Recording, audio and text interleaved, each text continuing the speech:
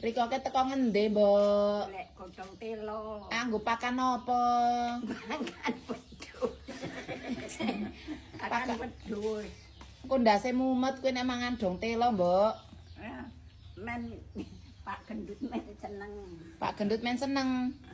Digethake wae sandale rasa go mlebu reget.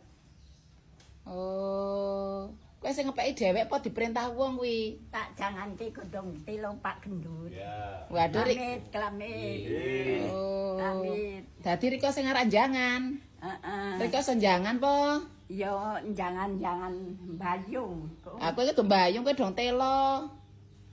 Ya Allah. Pinter nemen sih mbok ket mau luru kuwi ya tak goleki pantesan ra ketemu Riko. Oh alah adi bumbu apa? Ya Mandeg dhisik. ban. Adi kluban. Heeh. Oh ya wis hati-hati jagong nang kene wae jagong, kok tak rewangi. Ah ngombe susu kae nang kono. Oh ya wis wantes ngombe susu kok. Heeh, karo godhong gandul kae apa-apa. Ya wis ya. Godhong. Ya.